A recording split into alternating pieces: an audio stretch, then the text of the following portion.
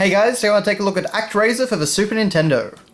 Now, this is actually a game that is rather difficult to find in good nick.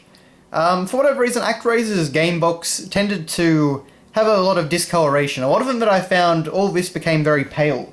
In fact, if I just grab the manual, you can kind of see that probably doesn't show up nearly as well on camera. It's not too bad, but there's just a slight discoloration, and on some, in fact, most game boxes that I've seen of the game, it's quite pronounced. It's a very obvious discoloration.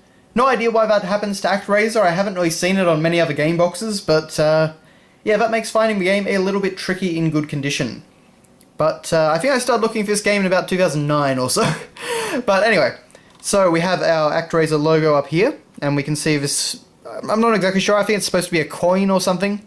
Just, of course, very ancient mythological style of front cover. We can see the pyramids there, and you know, this great lightning storm. It's a very eye-catching box, even though it's, you know, not really linked too much to the game. There is a pyramid, I suppose, and you can cause lightning, but anyway, over here it says create order from chaos, and you can see that this was published by Enix, but made by a little company called Quintet, who, for those that might know it, also made titles like Illusion of Gaia, Soul Blazer, Terranigma, and ActRaiser 2. And on the side here we have the ActRaiser logo, and again, and again, and again.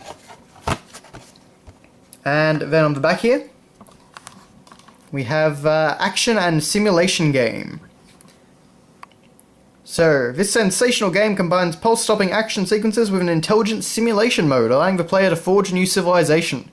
So this is kind of like a combination between SimCity and, I don't know, Castlevania? Something like that. Very interesting game concept, and a very enjoyable game in my opinion. Not very long, but certainly an experience that's worth checking out if you haven't already. I think the platforming stages could probably be a little bit better in some cases. They're fun, but they're not quite as polished. But the simulation stuff really balances it out nicely, and you get this, there's a real sense of accomplishment in this game, at least early on. But that is all the back of the box. Then we have our manual, and this is a pretty good manual. So, same as the front cover on here. Of course, being a Super Nintendo manual put out by a Japanese company, it is full color. So we actually have an opening story here. And it's basically all about the world being created. In this game, you play a character called the Master, and in Japan, as far as I understand it, he's basically called God. And so the idea is that you kind of created the world, or you maintained the world anyway. So you watch over and protect the people from your floating heavenly palace and things like that. But lots of nice artwork in here, lots of story description that isn't in the game, so it's definitely a worthwhile manual to check out and read up on. The outline of the game. So trying to explain that ActRaiser takes place in a world invaded by the forces of evil. As Master, you must defeat all monsters in each action mode in order to purify the land that is being dominated by evil. Each land has 2 separate action modes, Action 1, and each of the 6 districts has 1 action mode. Not exactly sure what they're saying there, but basically there's 2 action levels per location. So basically you go for an action level to purify the area, you build up the area with people and civilizations and whatnot, and then you go through another action stage. Some excellent artwork there of the Chimera, as well as, of course, plenty of screenshots showing off the different aspects of the game. We, in fact, get a world map, which is very nicely drawn, as you can see. Number 2 there, we can see the lovely location of Bloodpool, very aptly named. So yes, that's all very cool to see, and I actually show you what each area looks like in the game as well. Beyond that, we just go through all the usual stuff, you know, how to play, the Sky Palace and how well that works, all the different mechanics, different abilities and options and what they do, all that good stuff. And all magic powers, so it goes through everything in very good detail, and just throws in some nice concept art every now and again. There is the first boss of the game. Items in the action stages, creating new civilizations, Lots of good stuff. Oop.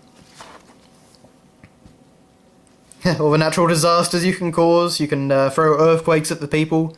You can't be too much of a vengeful ruler, but you know, you can certainly cause some damage, although sometimes you actually have to in order to get up to the maximum level in the game.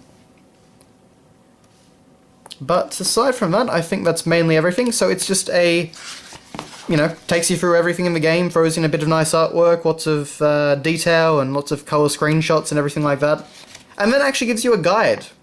And I know that Illusion of Gaia does this as well, we'll get to that in due time, but this actually gives you a full guide to the game so that you don't actually miss anything. And it even throws in some of the little, like all the different items you can find. So very nice work on the manual here. But, yep, that is ActRaiser's manual. And finally, we have our cartridge. And, yeah, really not much to say, just a very nice print of the front cover. And I must admit, these don't usually seem to lose their colour at all, so that's good at least, if you're looking for a cartridge. But, yep, that is ActRaiser in a nutshell. So, thank you very much for watching, guys, and if you are curious about ActRaiser, a very unique game. I enjoyed it quite a bit, although it did get a bit tedious towards the end when I was trying to grind for max level.